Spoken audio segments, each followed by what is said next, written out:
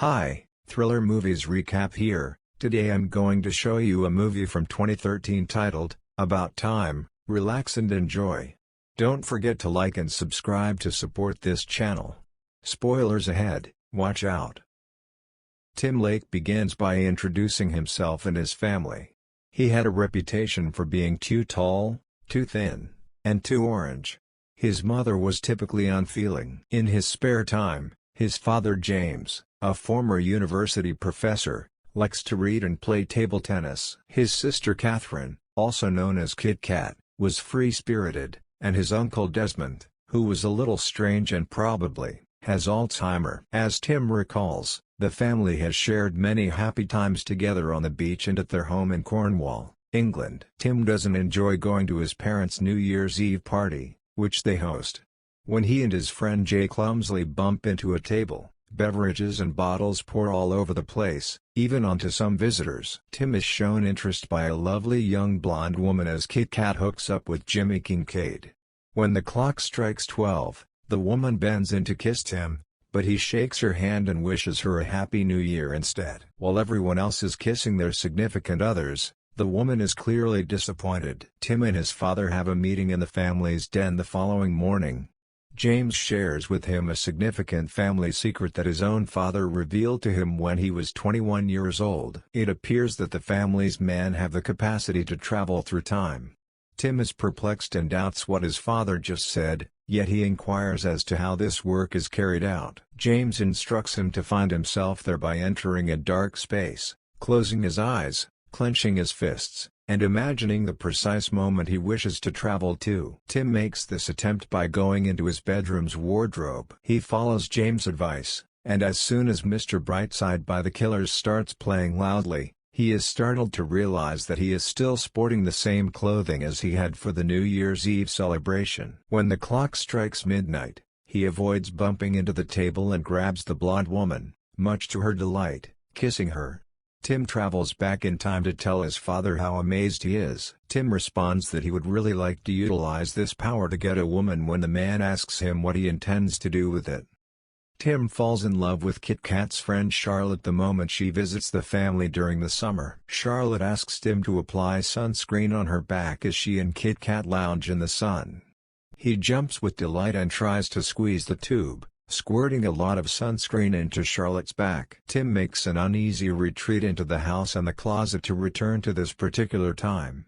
He now presents himself as more relaxed and classy before applying sunscreen to Charlotte's back softly. Tim visits Charlotte's room the night before her last day with the family to ask her a question. She warns him not to bring up the subject of love before speaking since, despite Kit Kat's claim to the contrary, which is exactly what he was planning to do. Despite the fact that Charlotte thinks he's cute, she advises him to try his luck sooner rather than waiting until her last night. This prompts him to enter the closet next to her room and time travel a month to the middle of her stay in order to make a move. More intrigued now, Charlotte advises them to hold off until her final night to gauge her mood. Tim soon comes to the realization that no matter how far back in time he goes, he will never be able to make Charlotte fall in love with him, and as a result, she leaves him heartbroken. Tim relocates to London to further his legal profession after the summer is over. He moves in with grumpy dramatist and family friend Harry Chapman. After that, he begins working at a law company where he befriends a young man named Rory, who frequently hangs out with Tim while he pursues his relationship goals. Tim spends the night talking to an American-accented girl named Mary, while Jay spends the night with her friend Joanna, who doesn't show much interest in Jay. The guys meet the girls outside and Tim is enchanted by Mary's beauty, even though she doesn't think of herself as being particularly attractive. Tim claims to be a fan of her outfit and hairstyle. Tim is able to obtain Mary's phone number before she and Joanna depart. Tim decides to start the night over so he can join Harry at the play to change his mood.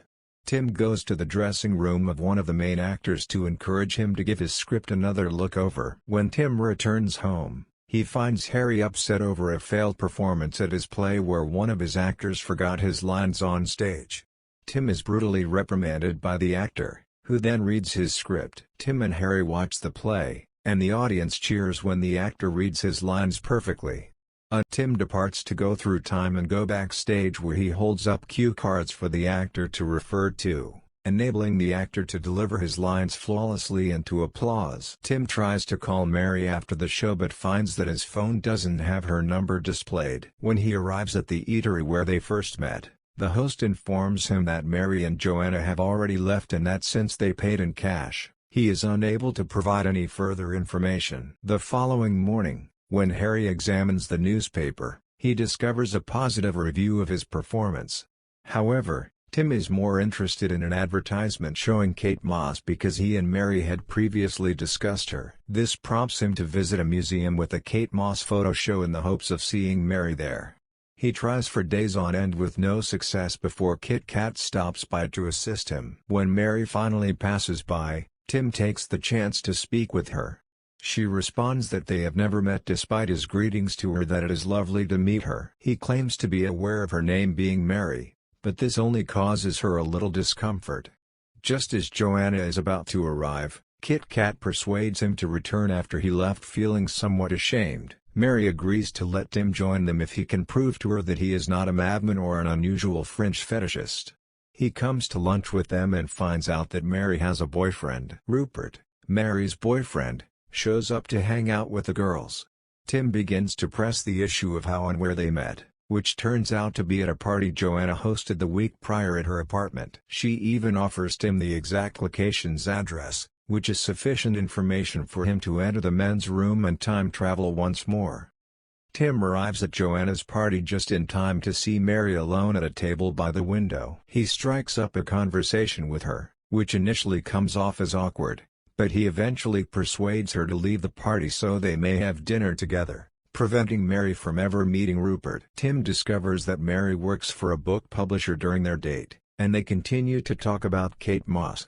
Tim takes Mary home after supper, where they share their first kiss. She invites him inside for some sex, which the first time doesn't go well. Tim goes back in time to attempt again, and this time it works out better, but he still tries again, this time with greater confidence, making Mary and himself extremely happy in the process. Tim and Mary begin dating formally, spending months together at the railway station as a musical ensemble performs a love song during their montage of romance. One day Mary's parents from the United States arrive to visit, but she unexpectedly announces it to Tim as they approach their apartment. She cautions him not to bring up their intimacy. When they get to the door, Tim blunderingly declares that they don't do oral sex. Naturally, he enters a neighboring closet, travels back in time to fix this, and then sits down to dinner with Mary's parents. As a result, Mary confesses her love for Tim. Tim observes Charlotte there with her friend Tina when he and Rory are at a play one evening. Tim approaches Charlotte after the play, and she introduces Tina as her girlfriend. Although she claims that's not the kind of girlfriend she meant, Tim gets the impression that she rejected him because he thinks she's a lesbian from reading this. When it turns out that Tina is actually gay, but she is not Charlotte's lover, he returns to undo this. However, he continues to make an error-prone remark about using the term girlfriend to trick someone into thinking she is gay. To fix this, Tim travels through time 3 times, but this time he chooses not to approach Charlotte. Charlotte, though, manages to see him as he walks away from Rory. She strikes up a conversation with him before leaving to eat with Tina, only to return a short while later and offer Tim to go with her.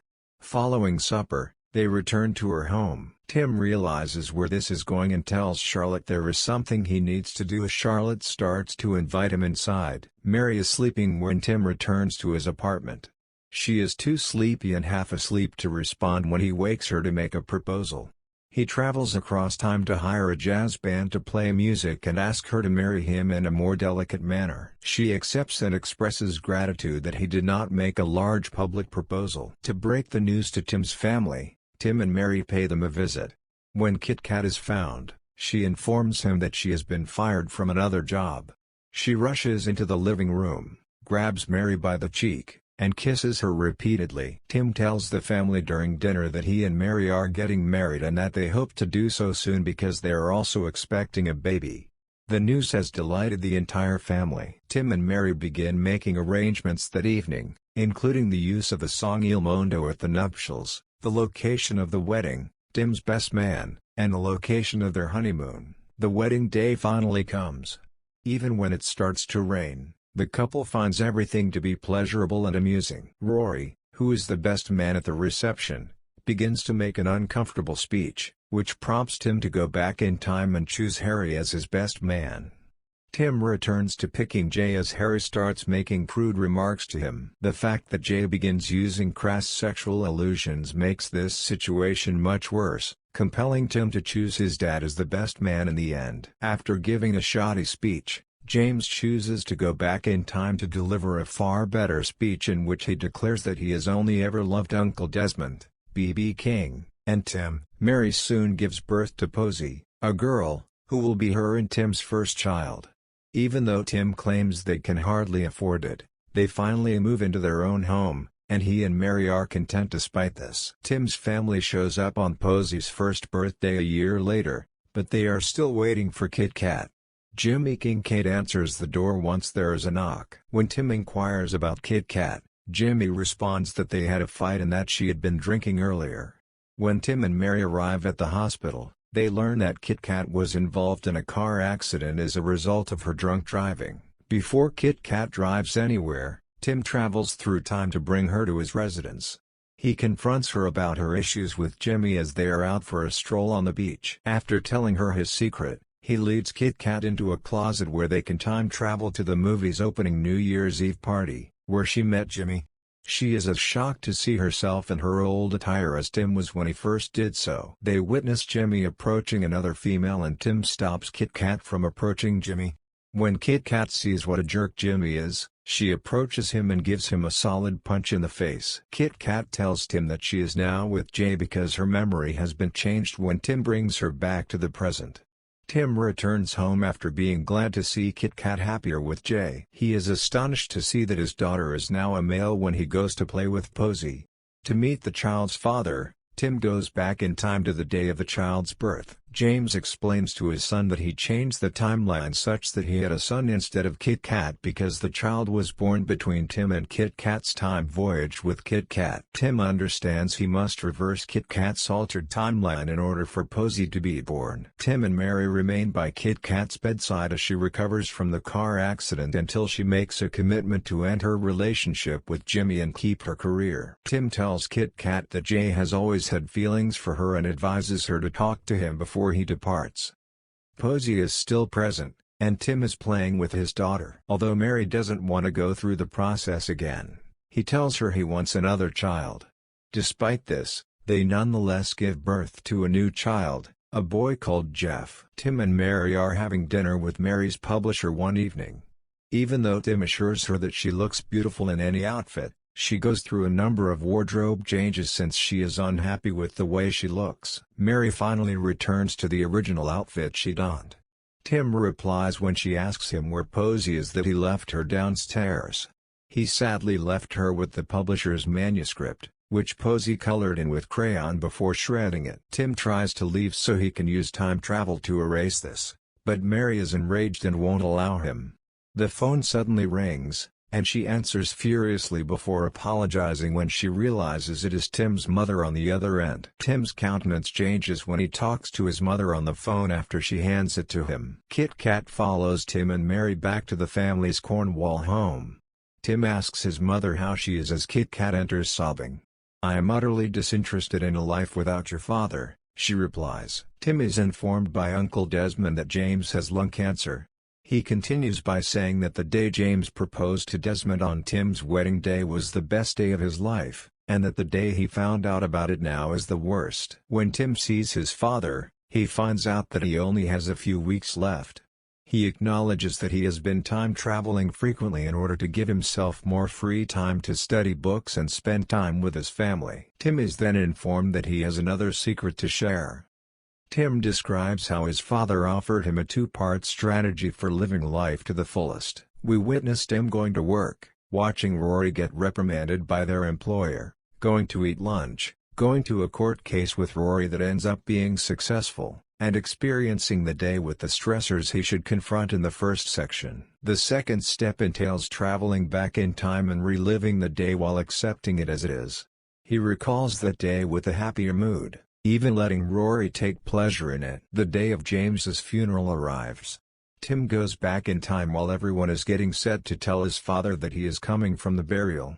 He joins James at the table and watches as the latter reads aloud from a Charles Dickens story. After the funeral, Mary informs Tim that she wants to have a third kid. She refers to this child as the insurance baby because, in the event that one of their children proves to be intelligent and the other is not, there will be two happy dummies rather than just one unhappy one. She adds. Tim is in favor of the notion, despite the fact that he is aware that doing so would require him to sever all ties with his father. Tim time travels to see his father every day for the next 9 months while Mary is expecting their third child.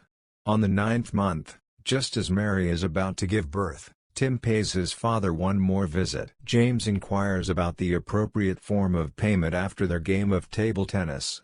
James can tell what Tim means when he says he will kiss him by the expression on his face. Tim walks over to kiss his father, and the two enter a mysterious room where they travel back in time to when Tim was a young boy. He spends the day at the beach with his father. A girl named Jo, Tim and Mary's third child, is born. Both Kit Kat and Jay are married and have children of their own. Tim has come to the conclusion that he can now live his life normally without the use of time travel since everything is wonderful the way it is. He kisses Mary as she lies in bed before leaving to drop his slightly older children off at school. Subscribe for more videos like this, turn on notifications and leave a like to help the channel out. Thank you for watching.